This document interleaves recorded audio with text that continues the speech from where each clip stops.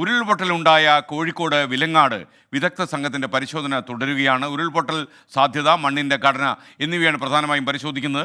നാശനഷ്ടങ്ങളുടെ കണക്കെടുക്കാനുള്ള ഡ്രോൺ പരിശോധനയും തുടരും. വിലങ്ങാട് നിന്ന് രാഹുൽ സുരേഷ് വിവരങ്ങളുമായി ചേരുന്നു. Rahul, good morning. വിലങ്ങാട് ഒരുപാട് നാശനഷ്ടങ്ങൾ ഈ ഉരുൾപൊട്ടൽ ഉണ്ടാക്കിയെന്ന് നമ്മൾ മനസ്സിലാക്കുന്നു. അപ്പം എന്തൊക്കെയാണ് ലേറ്റസ്റ്റ് ആയിട്ടുള്ള വിവരങ്ങൾ? വിലങ്ങാടിനെ എങ്ങനെയാണ് നമുക്ക് ചേർത്ത് പിടിക്കാൻ കഴിയുക?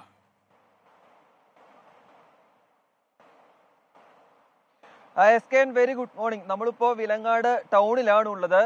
പഴയതിനെയൊക്കെ മറന്ന് പുതിയത് നേടിയെടുക്കാനുള്ള ശ്രമത്തിലേക്ക് കടന്നിരിക്കുകയാണ് വിലങ്ങാട്. അതിജീവനത്തിന്റെ പാതയിലാണ് വിലങ്ങാട് എന്ന് തന്നെ പറയാം. പഴയതൊക്കെ മറന്നുകൊണ്ട് പുതിയത് നേടിയെടുക്കാൻ ആളുകൾ ജോലിയിലേക്ക് ഉൾപ്പെടെ കടന്നിരിക്കുകയാണ്.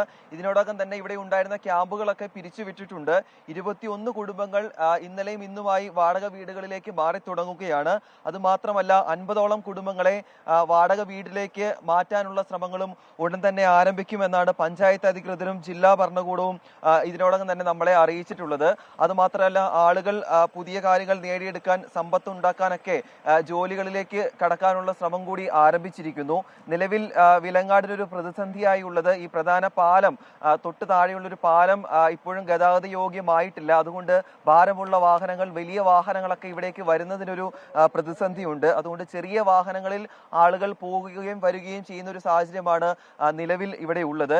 ഈ ഉരുൾപൊട്ടലുണ്ടായ ഈ മേഖലകൾ വിദഗ്ധ സംഘം പരിശോധിച്ചു വരികയാണ്. വിദഗ്ധ സംഘത്തിന്റെ പരിശോധന ഇന്ന് 3ാം ദിവസത്തിലേക്ക് കടക്കുന്നു എന്നാണ് നമ്മൾ മനസ്സിലാക്കുന്നത്. ഈ പുനരധിവാസം സംബന്ധിച്ച ഒരു പരിശോധനയാണ് ഈ വിദഗ്ധ സംഘത്തിന്റെ ഭാഗത്തു നിന്നും നിലവിൽ നടന്നുകൊണ്ടിരിക്കുന്നത്.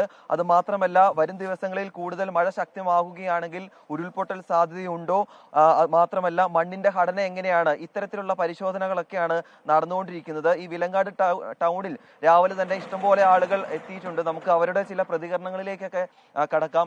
വിലങ്ങാട് സാധാരണ ഒരു ജീവിതത്തിലേക്ക് കടന്നു വരികയാണ്. എന്താണ് നിലവിലെ ഈ വിലങ്ങാട്ടേക്ക് ഒരു സാഹചര്യം ചേട്ടാ? നിലവിലെ സാഹചര്യം എന്ന് പറഞ്ഞാൽ ഇവിടെ ടൗൺ സജീവമായിട്ട് വരുന്നുള്ളൂ. കാരണം എല്ലാ മേഖലയും ഉരുളുപൊട്ടി ജനജീവിതം ദുസ്സഹമായിരിക്കുന്ന ഒരു സാഹചര്യം നിലവിലുള്ളത്.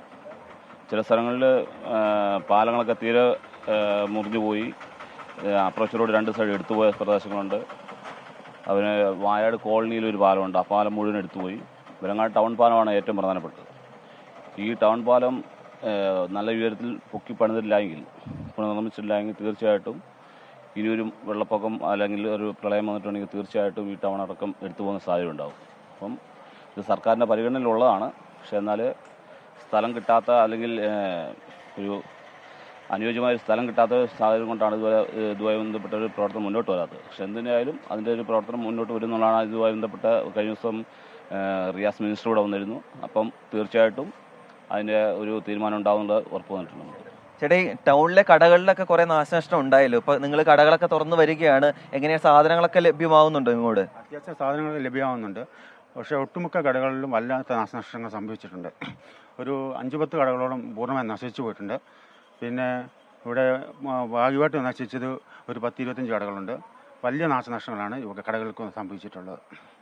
ആ ചേട്ടൻ പറഞ്ഞ പോലെ തന്നെ കടകളിൽ മാത്രമല്ല വീടുകൾക്കും കാര്യമായ നാശനഷ്ടം സംഭവിച്ചിട്ടുണ്ട്. ഈ രേഖകളൊക്കെ നഷ്ടപ്പെടുന്ന ഒരു സാഹചര്യം ഉണ്ടായിരുന്നു.